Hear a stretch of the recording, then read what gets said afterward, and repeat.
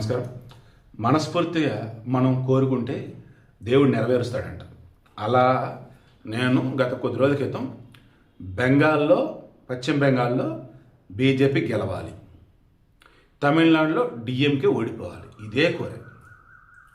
పశ్చిమ బెంగాల్లో మమతా బెనర్జీ ఘోరంగా ఓడిపోయింది. డిఎంకే కూడా ఆల్మోస్ట్ అలాగే తమిళనాడులో. అక్కడ విజయ్ వచ్చాడు. విజయ్ సంబంధించిన చాలామంది డౌట్స్ నేను తర్వాత ఎక్స్ప్లెయిన్ చేస్తాను. ఇప్పుడు నేను చెప్పాల్సింది పశ్చిమ బెంగాల్కి సంబంధించి ఆర్కేర్ మెడికల్ ఆసుపత్రికి సంబంధించి ఎవరైతే డాక్టర్ని ఘోరంగా చంపినారో వాళ్ళ అమ్మ రత్న దేబ్నాథ్, ఆమె పనిహతి అని చెప్పేసి కొన్ని నియోజకవర్గం నుంచి పోటీ చేసింది. విడివిడిచి 3-4 రోజుల క్రితం ఆమె గెలిచిద్ది అని చెప్పేసి గెలిచింది. తృణమూల్ కాంగ్రెస్ పార్టీని ఘోరంగా ఓడించింది. ఈరోజు బెంగాల్లో ఉన్నటువంటి పశ్చిమైనటువంటి ఆడవాళ్ళంతా కూడా మమతా బెనర్జీ ఓడిపోయినందుకు తృణమూల్ కాంగ్రెస్ పార్టీ ఓడిపోయి సంబరాలు చేసుకుంటున్నారు. ఎందుకంటే మమతా బెనర్జీ అసలు మహిళే కాదు, మానవత్వమే లేదు, అమ్మతనమే లేదు అంటూ, పెళ్లి కాలేకపోయినా కానీ అమ్మతనం తెలియదు అంటే తెలియదు అనేసారు. ఎందుకు ఆల్వేస్ రాజకీయం అదే ఆమెకు తెలిసింది.